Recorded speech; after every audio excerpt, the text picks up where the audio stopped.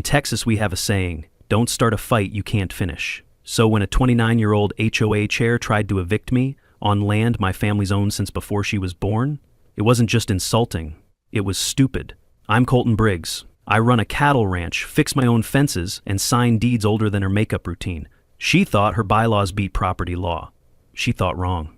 Ever been hit with a legal threat on your own land? Drop it in the comments. Because this isn't just about cows and parking lots. It's about what happens when someone mistakes a landowner for a pushover. Stick around, this gets real. Expensive. My name's Colton Briggs, and I've been working the same 500 acres of Texas dirt that my granddaddy bought back in 1943. We're talking about real ranch land here, not some hobby farm with pretty horses for city folks to Instagram. I've got 200 head of cattle, 3 working barns, and enough hay to feed half the county when drought hits. My granddaddy built this place with his bare hands after coming back from the war, and my daddy expanded it before passing it down to me. This land isn't just my livelihood, it's my legacy. Every morning at 5:30, I walk out onto my front porch with a cup of black coffee, wearing my faded neon blue t-shirt under an old khaki jacket, and I survey an empire that 3 generations of Briggsmen have carved out of stubborn Texas soil. 2 years ago, everything changed when developers showed up and built Pinewood Estates about 150 meters from my property line. 47 brand new houses, all painted in approved HOA colors, complete with manicured lawns and mailboxes that match. The kind of place where they measure your grass height and fine you for parking your truck facing the wrong direction. I didn't mind the new neighbors at first. Hell, more people in the area meant more business for the local stores and more tax revenue for better roads. But I should have known that wherever you get a bunch of suburbanites together, you're going to get someone who thinks they're running for mayor of their own little kingdom. That someone turned out to be Tina Mallory, a 29-year-old single mother who moved down from Austin about 18 months ago. Tina's got this whole routine where she dresses like she's trying to blend in with working folks, worn red sweater that looks deliberately distressed, khaki pants with fake holes in them, and knockoff designer shoes that fool nobody. She's always carrying around this clipboard like it's some kind of badge of authority, talking about community standards and protecting our children. The woman's got more rules than the IRS and twice the attitude. Within 6 months of moving in, she'd somehow gotten herself elected as HOA president, promising to clean up the neighborhood and address quality of life issues. The first time I met Tina was at Cooper's General Store, where I'd been buying supplies for 30-plus years. I was loading 50-pound bags of feed into my truck when she approached me with that fake concerned smile that immediately put my guard up. "Excuse me," she said, clutching her ever-present clipboard. "You must be Mr. Briggs from the ranch. I'm Tina Mallory, president of the Pinewood Estates Homeowners Association. I was hoping we could have a little chat about some concerns our residents have been raising." The way she said concerns made it sound like my cattle were personally insulting her family's honor. I set down my feed bag and gave her my full attention, because in Texas, we're polite even when we can smell trouble coming. "I'm just concerned about the impact your operation might be having on our community," Tina continued, her voice dripping with fake sweetness. "The smell from your livestock and the noise from your equipment? Well, some of our families with young children are worried about health effects and property values." I looked at this woman, standing there in her costume of fake working-class clothes, trying to lecture me about an operation that's been feeding this community since before she was born. "Ma'am," I replied, keeping my voice level, "you know what that smell is? That's the smell of the tax revenue that built the school your kids go to and paved the roads you drive on to get to work." Her smile faltered just a bit, but she recovered quickly, scribbling something on her clipboard like she was taking notes for some grand legal case. 3 days later, I found a letter in my mailbox on official Pinewood Estates HOA letterhead. The thing read like it was written by someone who'd watched too many lawyer shows on TV, full of phrases like environmental impact assessment and community wellness standards. The basic message was that my ranch was somehow violating noise ordinances and air quality regulations that didn't actually exist, and that I needed to take immediate steps to mitigate the negative effects on neighboring residential properties. The letter was signed by Tina Mallory, president, and Derek Nash, treasurer, though I'd bet money Derek never saw this letter before it went out. At the bottom, in small print, was a threat that made my blood pressure spike. Failure to comply may result in legal action to protect our community's rights. That same week, I started noticing things. Cars driving slowly past my property line, people taking pictures of my barns and cattle pens from the road. My neighbor Lois Whitaker, who's lived next to my family for 40 years, mentioned seeing folks with clipboards measuring distances and writing things down. These weren't casual sightseers. This was reconnaissance. Someone was building a case against me, documenting everything they could use as ammunition. The most insulting part was watching them act like they were conducting some kind of scientific study, when what they were really doing was looking for ways to shut down an operation that's been here since their fancy development was nothing but empty pasture. I thought Tina was just another suburban busybody trying to flex her imaginary authority. Boy, was I wrong. When I checked social media that evening, I'd discovered she'd created something called Pinewood Safety Concerns and posted 47 photos of my ranch with captions like, "Who will protect our children from this health hazard?" and "Is this what we moved here for?" The comments were a mix of manufactured outrage and genuine concern from neighbors who didn't know better. Tina had managed to turn my family's livelihood into a public enemy, complete with dramatic photo evidence and heartfelt pleas about protecting innocent children from the dangers of agriculture. As I sat there reading through post after post of complaints about livestock odors and noise pollution, I realized this wasn't going to be a simple misunderstanding that could be cleared up with a friendly conversation. This was war, and Tina Mallory had just fired the opening shot. I was loading 50-pound feed bags into my truck outside the main barn when I heard car doors slamming by my front gate. 3 people were walking up my driveway with the kind of purposeful stride that meant trouble was coming whether I wanted it or not. Tina Mallory led the group, wearing that same red sweater and carrying her clipboard like a battle standard, flanked by Derek Nash and a woman I didn't recognize who looked like she'd rather be anywhere else on earth. They'd parked their matching white SUVs right in front of my private property sign, which should have been my first clue that they weren't here for a friendly chat about neighborhood barbecues and borrowed lawnmowers. "Mr. Colton Briggs," Tina announced, her voice carrying the artificial authority of someone who'd been practicing this speech in her bathroom mirror, "I'm here in my official capacity as president of the Pinewood Estates Homeowners Association to serve you with formal notice of violation." She held out a manila envelope like she was delivering a court summons, while Derek Nash stood behind her taking notes on his own clipboard, and the third woman, who I later learned was their treasurer, kept checking her watch like she had somewhere important to be. The whole scene felt like a badly rehearsed play where everyone knew their lines but nobody believed in the script. I set down my feed bag and wiped my hands on my jeans, trying to process what I was hearing. "Violation of what exactly, ma'am? This is private property, and last I checked, I wasn't part of any homeowners association." Tina's smile got tighter as she opened the envelope and pulled out several pages of official-looking documents, covered in highlighted text and legal terminology that was obviously copied from the internet. "According to county regulations and state environmental protection statutes," she began, reading from her papers like a prosecutor presenting evidence, "your livestock operation is in direct violation of residential zoning requirements and poses an immediate threat to community health and safety standards." The whole situation was so absurd that I almost started laughing. Here was a woman who'd been living next to my ranch for less than 2 years, standing on land my family had owned since the 1940s, telling me that my cattle operation was somehow illegal. "Ma'am," I said, keeping my voice as polite as my grandfather had taught me to be when dealing with confused city folks, "I think there might be some misunderstanding here. This ranch has been operating continuously since 1943, long before your development existed.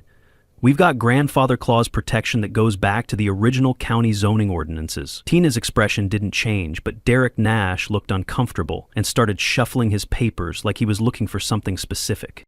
That's when Tina delivered the line that made my blood run cold. "According to our legal research, you have 30 days to cease all livestock operations and remove all cattle from the property, or we'll be forced to take legal action to protect our community." She said it with the confidence of someone who genuinely believed she had the authority to shut down a multi-generational family business with a clipboard and some highlighted printouts from the county website. The treasurer woman finally spoke up, her voice barely above a whisper. "Mr. Briggs, we're not trying to cause trouble. We just want what's best for everyone." But her eyes wouldn't meet mine, and I could tell she knew this whole confrontation was wrong, even if she didn't have the courage to say so. After they left, I walked around my property trying to make sense of what had just happened. The strangest part wasn't Tina's legal threats or Derek's nervous note-taking. It was the way my other neighbors had been acting lately. Folks who used to wave when they drove past my gate were suddenly avoiding eye contact. And I'd noticed fewer people stopping to chat when I was working near the road. It felt like someone had been spreading stories about me, turning neighbors into strangers and making me feel isolated on land where my family had deep roots and strong relationships. The realization that Tina had been organizing a campaign against me while I was going about my daily business made me angrier than any legal threat could have. That evening, sitting on my front porch with a beer and Tina's violation notice, I remembered something my grandfather used to tell me when I was a kid helping him mend fences. Son, this road doesn't just lead to our house. It's the reason they're all afraid of your granddaddy. I'd never understood what he meant by that cryptic comment, but now I was starting to wonder if there were things about our property and its history that I'd never bothered to learn. Granddaddy had been a shrewd businessman who'd survived the Depression, built a successful ranch, and somehow managed to hold on to 500 acres of prime Texas land through decades of development pressure and economic uncertainty. The next morning, I did something I hadn't done since I was a teenager, looking for old family photos. I opened my grandfather's roll-top desk and started going through the dozens of folders and document boxes he'd left behind when he passed 15 years ago. Most of it was routine ranch business, feed receipts, veterinary records, tax documents going back to the 1960s, but buried at the bottom of the largest box, I found a manila folder labeled Property Documents, Original Survey, in my grandfather's careful handwriting. Inside were hand-drawn maps, official surveyor reports, and property deeds that I'd never seen before, along with correspondence between my grandfather and various county officials, dating from the 1950s through the 1980s. The documents told a story I'd never heard before. When my grandfather bought this land in 1943, he'd actually purchased 550 acres, not the 500 I thought we owned. In 1962, the county had approached him about selling 25 acres for a proposed road expansion project, but the deal had fallen through when they couldn't agree on terms. More interesting was a letter from 1985, where county officials had asked to purchase 50 acres for future residential development, with specific language guaranteeing that such development would not interfere with existing agricultural operations. The sale had gone through, but the conditions were explicit. Any residential construction on the sold property would acknowledge and accommodate the continued operation of the adjacent ranch. But the most shocking discovery was a surveyor's map from 1986 showing the exact boundaries of the 50 acres my grandfather had sold to the county. According to the professional survey, complete with GPS coordinates and detailed measurements, the land that had been sold was not the same land where Pinewood Estates was currently built. The development had been constructed on a different 50-acre parcel, one that had never been sold by my family and was still legally owned by the Briggs estate. If this map was accurate, and knowing my grandfather's obsession with documentation, it absolutely was, then Tina Mallory and her entire HOA were living on my property without permission, and had been for the past 2 years. As I spread the maps across my kitchen table and compared them to current property records I'd pulled up on my computer, one question kept running through my mind. How the hell had HOA missed this when they were threatening to evict me from my own land? The answer was probably simple. They'd assumed that 50 years of non-use meant abandonment, and they'd never bothered to research the actual legal boundaries before starting their campaign to shut down my ranch. But their ignorance was about to become their nightmare, because I was holding documents that proved they were not just wrong about the law, they were trespassing on my property every single day. Tomorrow, it would be my turn to deliver some official notices, and I had a feeling Tina Mallory's clipboard wasn't going to be much help when the sheriff showed up with eviction papers. The next phase of Tina's campaign arrived via certified mail, and this time she'd escalated from HOA letters to actual legal threats. She'd hired Lauren Beckett, a lawyer from the county seat who specialized in residential property disputes, and apparently had no problem taking money from someone with more ambition than sense. The letter was full of impressive legal terminology about nuisance abatement and environmental remediation, but the core message was simple: stop running cattle or we'll take you to court and force you to stop. Lauren's letter claimed that my ranch had somehow lost its grandfather clause protection because I'd substantially changed the nature and scope of agricultural operations since the original zoning classifications were established. What made this particularly insulting was that Lauren Beckett knew better. She'd handled property disputes in this county for 15 years and understood perfectly well that my operation hadn't changed significantly since my father's time. I was running fewer cattle now than we had in the 1990s, using quieter equipment and following environmental regulations that didn't even exist when my grandfather started this ranch. But Tina was paying her to find legal justification for an illegal land grab, and Lauren was apparently willing to stretch the truth in exchange for billable hours. The letter demanded a written response within 10 business days and threatened immediate legal action if I didn't agree to voluntarily cease livestock operations pending environmental review. The same day I received Lauren's threat, I discovered that Tina had been busy collecting signatures for a petition to the county zoning board. She'd managed to get 31 out of 47 Pinewood Estates households to sign a document requesting that my property be reclassified from agricultural to residential, which would effectively shut down my ranch through zoning restrictions. The petition was full of emotional language about protecting children and preserving property values, with testimonials from concerned parents about the health risks posed by my cattle operation. Several signers had included personal notes about how the ranch was affecting their quality of life, making it sound like I was operating a toxic waste dump instead of raising beef cattle. For the first time since this whole mess started, I felt something close to panic. Sitting in my kitchen that evening, surrounded by legal papers and zoning documents, I realized that Tina had outmaneuvered me completely. She'd organized the community, hired a lawyer, and built a paper trail that made her look like a concerned citizen protecting her neighborhood from an inconsiderate rancher. Even though her claims were mostly fabricated, she'd presented them professionally enough to fool people who didn't understand the legal and historical context. If this went to a county hearing, I'd be fighting public opinion as much as I'd be fighting the law, and public opinion was clearly running against me.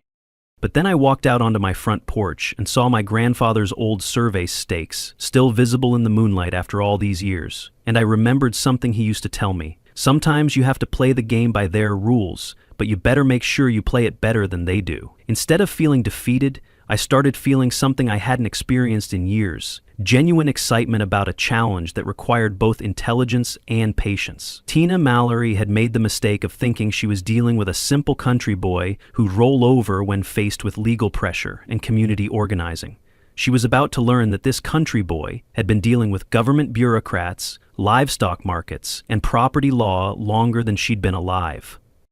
The next morning, I drove to the county courthouse and spent 4 hours in the records office researching every document related to the Pinewood Estates development. What I found was even better than I'd hoped. The original development agreement from 2022 included an environmental impact assessment that specifically acknowledged the existing agricultural operations on adjacent properties and concluded that residential development would be compatible with continued ranching activities. The developers had actually used the presence of my ranch as a selling point, marketing Pinewood Estates as country living with the charm of working agriculture nearby. Several of the original sales brochures, which I found in the planning department files, featured photos of my cattle grazing in the background, of scenic shots of the new development. More damaging to Tina's case, I discovered that the county had required Pinewood Estates to include easement agreements acknowledging that agricultural activities on surrounding properties would continue indefinitely. Every single homeowner had signed disclosures when they purchased their houses, specifically stating that they understood they were moving next to an active cattle ranch and that normal agricultural activities, including livestock noises, odors, and vehicular traffic, were to be expected. These weren't hidden in fine print. They were prominently featured in the sales contracts, highlighted in yellow and requiring separate initials to acknowledge understanding and acceptance. That afternoon, I hired my own lawyer. Not some residential property specialist like Lauren Beckett, but Jim Crawford, who'd spent 30 years representing agricultural interests against exactly this kind of suburban encroachment. Jim's office was in a converted farmhouse outside town, decorated with photos of successful cases and framed thank you letters from ranchers who'd thought they were about to lose everything to developers and HOA activists. When I showed him Mark Henderson's survey results and the county records I'd discovered, Jim leaned back in his chair and started laughing.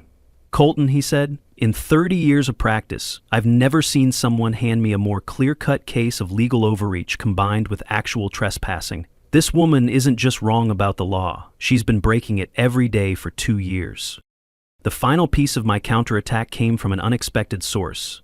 Carol Jenkins, the HOA secretary who'd been dutifully recording all of Tina's meetings and resolutions, called me that evening in tears. "Mr. Briggs," she said, "I need to tell you something that's been eating at me for weeks. Tina's been lying to us about almost everything. She told us you'd been cited by the county for violations, but when I called to check, they said they'd never received a single complaint about your ranch. She said the state environmental agency was investigating you, but when my husband called them, they'd never heard of your operation. I've been writing down everything she's told us, and I think she's been making up most of her legal claims to get us scared enough to sign her petitions." Armed with survey evidence, county records, signed disclosure statements, and testimony from Tina's own HOA secretary, I finally had everything I needed to end this nonsense once and for all. But as I sat in my kitchen that night, organizing my evidence and planning my response, I realized I didn't just want to win this fight.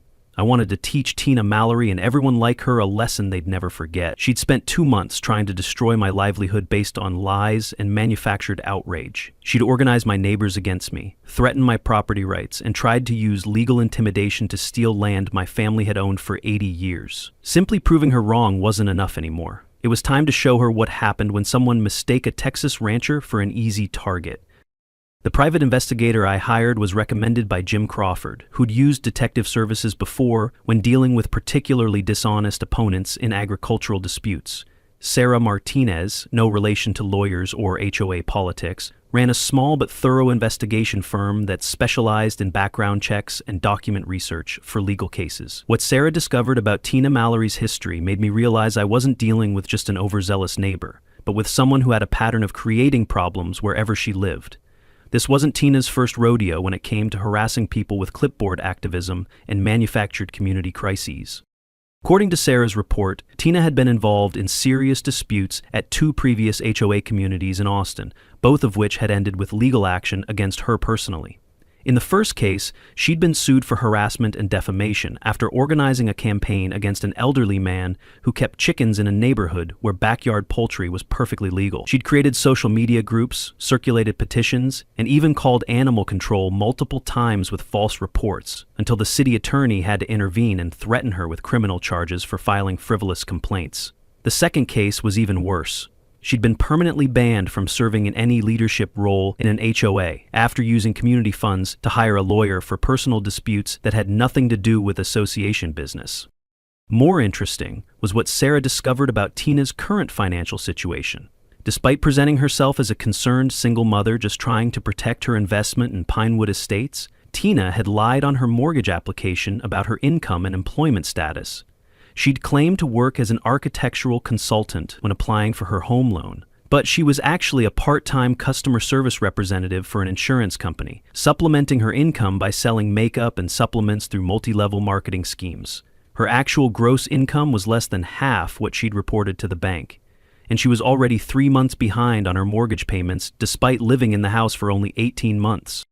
While I was learning about Tina's history of manufacturing drama, she was apparently getting suspicious about my sudden quiet period and decided to escalate the conflict before I could organize any kind of response. Her next move was brilliant in its audacity and stupid in its execution.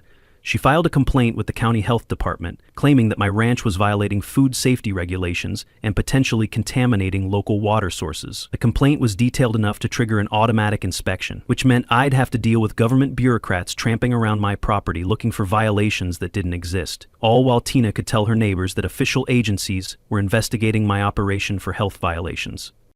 The health department inspection was scheduled for the following Tuesday, but what Tina didn't know was that I'd been expecting something like this ever since Jim Crawford warned me that desperate opponents often resort to government harassment when their legal threats fall apart. I spent the weekend making sure every aspect of my operation was absolutely perfect. Fresh paint on the barn doors, detailed records of feed purchases and veterinary care organized in clearly labeled binders, and every piece of equipment cleaned and properly stored.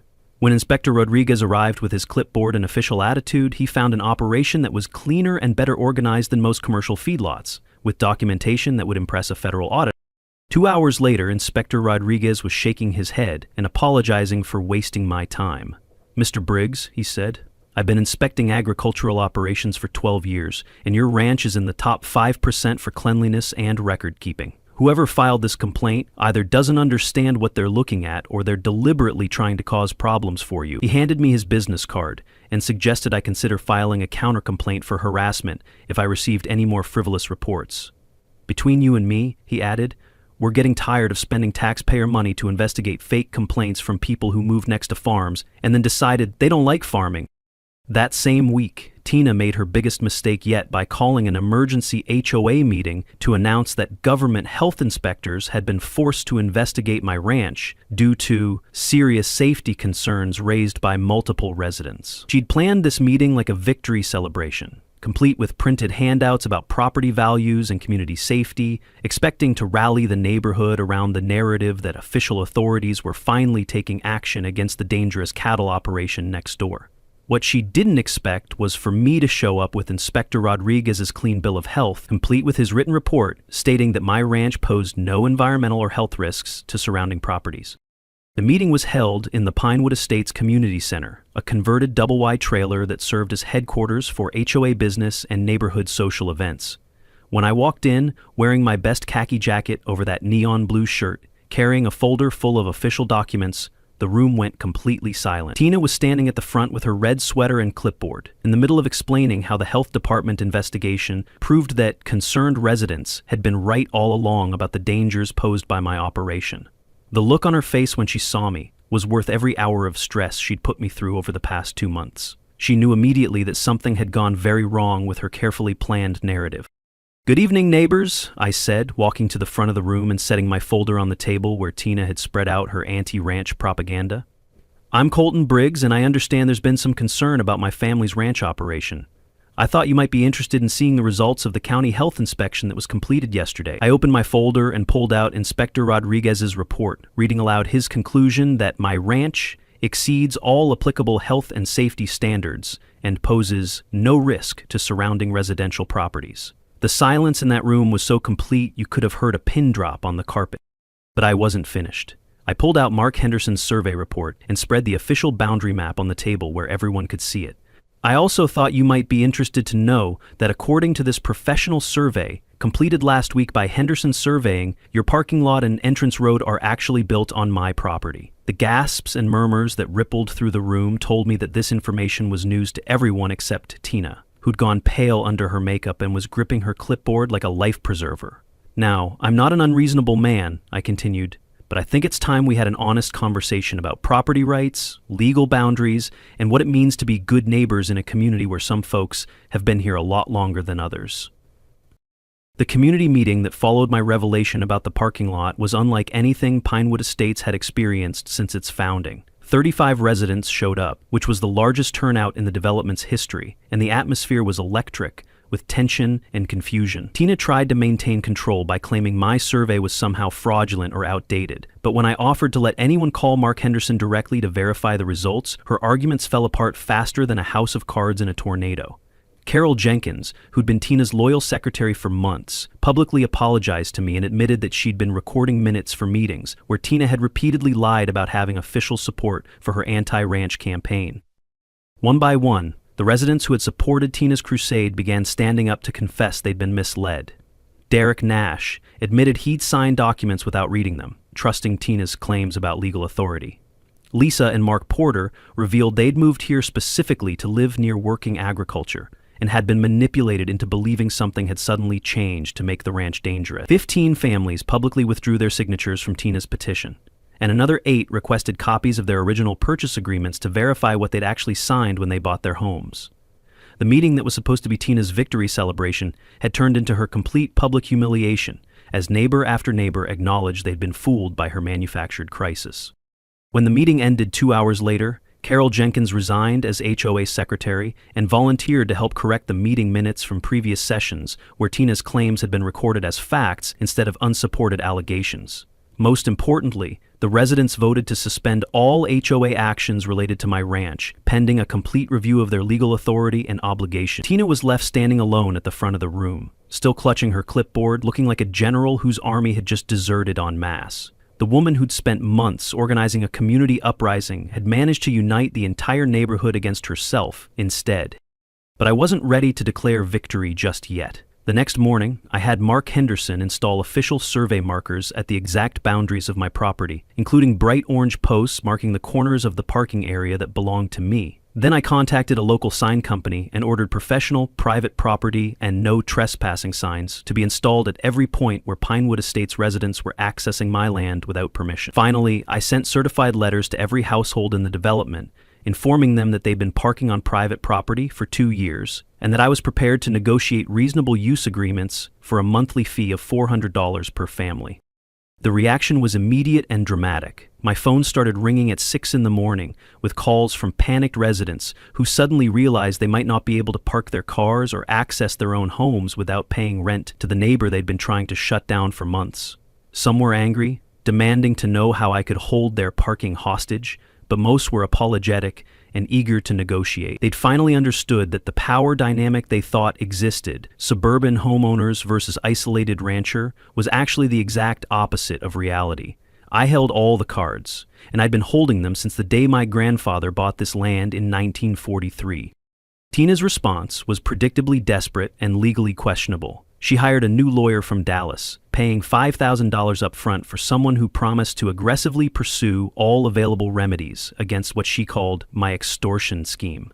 Her new legal representation sent me a letter threatening to file criminal charges for harassment and intimidation of residents, and civil charges for interference with property rights and conspiracy to commit fraud. The letter demanded that I immediately remove all signs and survey markers from disputed areas and cease collecting illegal rents from residents who were simply trying to access their own homes. What Tina's expensive new lawyer apparently hadn't bothered to research was the same information I'd found in the county courthouse records. Every Pinewood Estates resident had signed acknowledgments that they were moving next to an active ranch, that agricultural activities would continue indefinitely, and that certain areas around their development were subject to easement agreements and boundary disputes. Her legal threats were based on the assumption that I was somehow violating my neighbors' rights, when the reality was that my neighbors had been violating my rights for 2 years without even knowing it. Jim Crawford responded to her lawyer's threats with a polite but firm letter, explaining that demanding rent for the use of property wasn't extortion. It was basic property law. The final blow to Tina's campaign came when the Texas Attorney General's office received an anonymous complaint about potential misuse of HOA funds. The investigation discovered that Tina had authorized payments totaling $4,200 from the HOA treasury to pay for lawyers and consultants related to her anti-ranch campaign, without proper authorization from the board of directors or approval from the membership. As word of the state investigation spread through Pinewood Estates, Tina's remaining support evaporated completely. The 12 families who'd continued backing her campaign suddenly found themselves facing potential personal liability for funds that had been improperly spent on their behalf. By the end of that week, Tina Mallory was facing possible criminal charges, certain civil liability, and complete social isolation from the community she'd tried so hard to control. The woman who'd started this fight with a clipboard and fake concerns about livestock odors was about to learn that there's a big difference between neighborhood drama and actual legal consequences. Her reign of manufactured outrage was officially over, and mine was just beginning. With her legal options exhausted and her community support gone, Tina made one last desperate attempt to salvage her campaign by taking the fight public through local media. She contacted news outlets presenting herself as a single mother being bullied by a wealthy landowner who was forcing working families out of their homes through predatory rent schemes. Her story was compelling if you didn't know the facts. Hardworking residents who'd saved for years to buy their dream homes were suddenly being held hostage by a neighbor who decided to weaponize property law for personal revenge. The initial media coverage painted me as a vindictive rancher using legal technicalities to punish people who'd simply tried to address legitimate environmental concerns. But Tina had made a crucial mistake by going public with a story that could be easily fact-checked by anyone with access to county records and property documents. Within hours of the broadcasts, Jim Crawford had provided reporters with copies of the original property surveys, the Pinewood Estates sales contracts that disclose the ranch's existence, and Inspector Rodriguez's health department report clearing my operation of all environmental concerns. More damaging to Tina's credibility, several Pinewood Estates residents called the media outlets to complain that they'd been misrepresented and wanted to publicly support my position rather than oppose it. The truth came out fast once people started digging past Tina's carefully crafted victim narrative. Meanwhile, the financial pressure on Tina was mounting from multiple directions. The Attorney General's investigation had resulted in demands for immediate repayment of misappropriated HOA funds, her mortgage company had begun foreclosure proceedings, and her Dallas lawyer was demanding additional payments for what was clearly becoming a lost cause. Most devastating of all, the IRS had opened an investigation into her unreported income from online sales, based on financial records that had been subpoenaed during the HOA fund investigation. The woman who'd tried to destroy my financial stability was watching her own world collapse under the weight of legal bills and government scrutiny. The beginning of the end came when Carol Jenkins, who'd been appointed as interim HOA president after Tina's removal, called a community meeting to discuss negotiating a reasonable long-term agreement for parking and access rights. 43 out of 47 households attended, which was the highest participation rate in Pinewood Estates history. And the mood was completely different from the contentious meetings that had characterized Tina's leadership. Instead of manufactured outrage and demands for government intervention, residents were focused on finding practical solutions that would allow everyone to coexist peacefully while respecting legitimate property rights. I attended that meeting as an invited guest rather than an unwelcome intruder, and the difference in how I was received was remarkable. Parents who'd been convinced I was a threat to their children's health were apologizing for believing false information and asking thoughtful questions about ranch operations and agricultural practices. Several residents expressed genuine interest in having their kids visit the ranch for educational purposes, seeing it as an opportunity to teach them about farming and animal husbandry, rather than something to be feared and eliminated. The hostility and suspicion that Tina had worked so hard to create had been replaced by curiosity and respect. The negotiation that followed was remarkably straightforward. I agreed to reduce the monthly parking fee from $400 to $300 per household, with the understanding that the money would be used to improve road maintenance and security lighting that would benefit both the ranch and the residential development. In exchange, Pinewood Estates residents would acknowledge my property rights in writing, cease all legal challenges to ranch operations, and agree to reasonable restrictions on access, times, and activities in the parking area. Most importantly, the new agreement included provisions for regular communication between the ranch and the HOA to address any future concerns through discussion rather than litigation. 39 families signed the new parking agreement within a week, bringing in over $11,000 per month in revenue that I planned to use for property improvements and community contributions.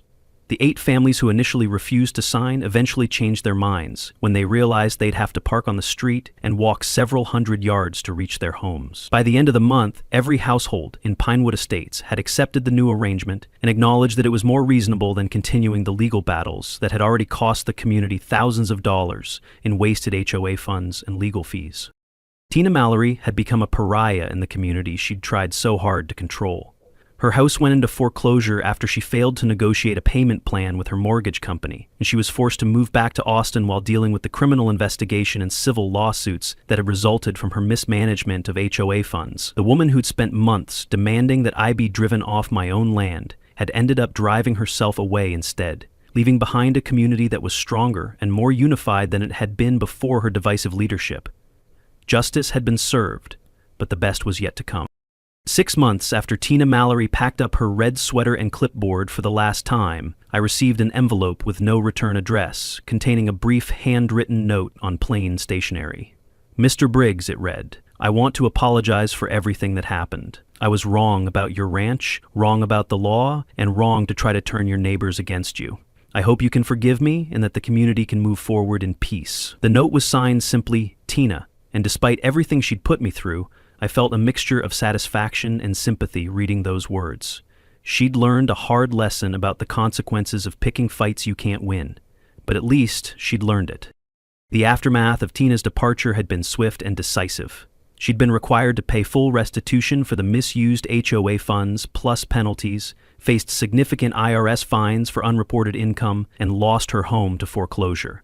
Her plea agreement included a permanent ban from serving in any HOA leadership position in Texas, ensuring that no other community would have to deal with her particular brand of manufactured crisis. But the most satisfying aspect of how everything worked out wasn't Tina's punishment. It was how much better the Pinewood Estates community had become after her removal.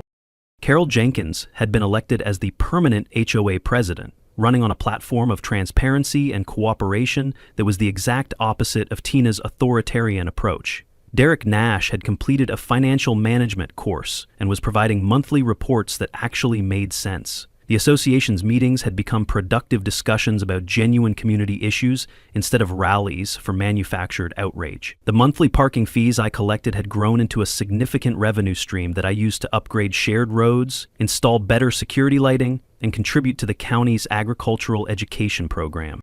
More importantly, the relationship between my ranch and the residential development had evolved into something genuinely positive. Several Pinewood Estates families had become regular customers for the grass-fed beef I sold directly from the ranch, and their children visited regularly to help with feeding cattle and learning about animal care. The ranch that Tina had wanted to eliminate had become a valued part of the community's identity, turning what she tried to portray as a dangerous nuisance into an educational opportunity that benefited everyone involved.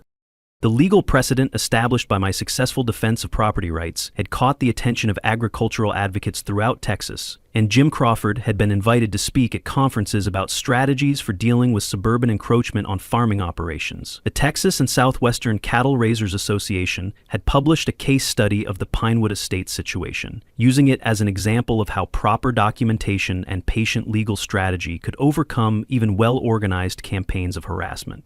My story had become a cautionary tale for HOA activists who thought they could use neighborhood organizing to override property law and agricultural rights. 1 year after the whole mess started, Pinewood Estates held its first annual Ranch Day celebration, with families bringing covered dishes for a community barbecue held in the pasture behind my main barn.